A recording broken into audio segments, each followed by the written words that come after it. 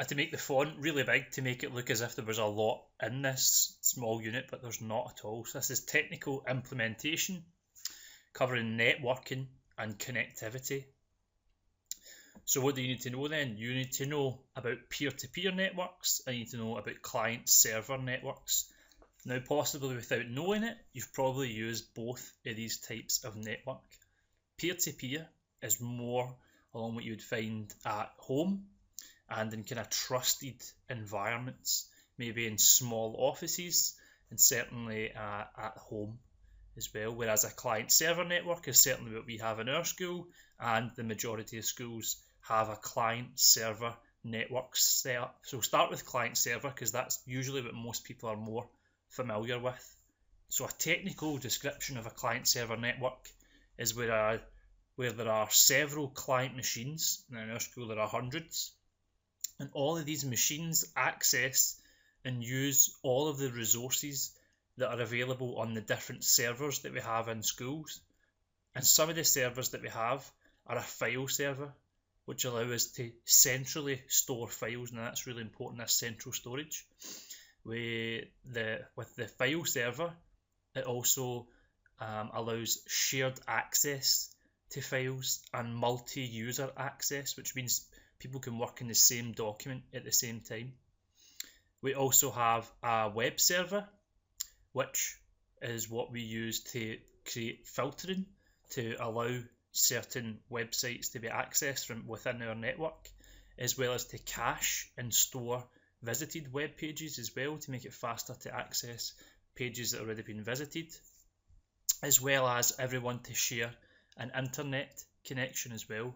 And as well as that, we have a print server, and I'm sure in most of your computing rooms in school you'll all be able to print to the same printer, and that is because we have a print server, which again, its resources that it shares is that it allows everyone to share access to a shared device. Now there's lots of advantages that we've just kind of covered there. It is better and possibly cheaper in a client-server network because there's a lot less devices needed, a lot less peripheral devices, because we can share them.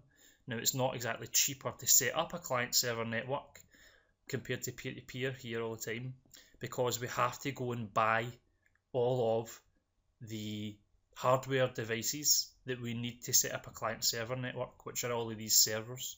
We also need to have a network operating system as well, but it's important that you know that it's more advantageous because we can share peripheral devices, but it's technically a bit more expensive to set up client-server networks. Other advantages is in a client-server network, you can use any client machine in your network to log in to your network. You don't have to use the same machine all the time, which is what we have in a peer-to-peer network. And a peer-to-peer network we'll cover more in a second. So that's flexible access. You could go into your headmaster's office and tell them to get off of their computer because you had important coursework to finish. They probably would tell you to get lost, but technically you could use any machine in a network to log in, and that's because your files are centrally stored.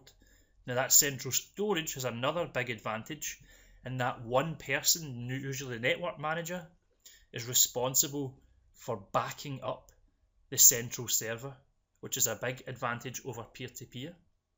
In your client-server network, every person in your school has a unique username and their own password that goes with that, which is really good because it's more secure than a peer-to-peer network, and again we'll come back to that in a second. And the next advantage for that is in every different account you can have different privileges set, different allowances on your network. For example, a pupil account may only be able to access and read files by opening them. A teacher's account may be able to access, read, change and delete, and then the network manager would have higher privileges again, and he would be able to delete user accounts and create new accounts and change the privileges on those. So there's lots of advantages there. We'll quickly compare it to peer-to-peer network. A peer-to-peer network is where every machine on the network has equal standing. There's no machine that's any more important than another, which is totally different, whereas the servers are really important in that network. Now, one of the advantages of a peer-to-peer network is you don't have to worry about the central server failing. If the central server fails, then the whole network goes down. Whereas in a peer-to-peer, if there was a particular machine down and it had resources on it, you wouldn't be able to access the resources available on just that computer system. And that network is disadvantaged in that your machine is your machine. You may have an individual account on a particular machine, but there could be several users use that same machine, which means if someone's logged onto the machine you normally use, you can't get access to your files because they're usually saved local unless they have servers set up on network and peer-to-peer networks allowed to access them as well. So there's a lot of crossover in some of the things we'll talk about here. So that's a disadvantage right away, is that you don't have flexible access on your network, but it's much cheaper to set up a peer-to-peer network because you don't have to go and buy a network operating system. We don't have to go and buy expensive servers. It is much more suited to a trusted network because we don't have the different user restrictions placed on the accounts either. And one of the biggest disadvantages probably of it is each machine has its own local storage, which means each individual user is responsible for backing up their own files, whereas we said in the client-server network that the network manager will take care of backing up the central server.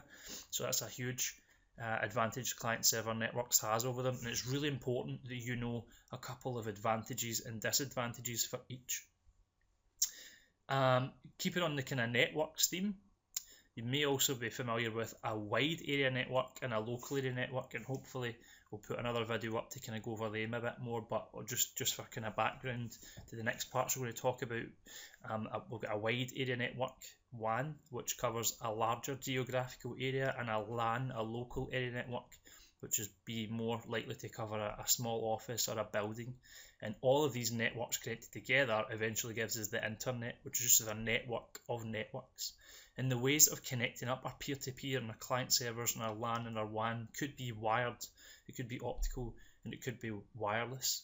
Now the different types of wires we use in network could be cable, which could be a fibre optic cable, which I'm sure you'll all have your broadband internet coming through, or it could be older copper wire, which tends to not really be used as often anymore because it's not as secure and it's not as high data transfer speeds.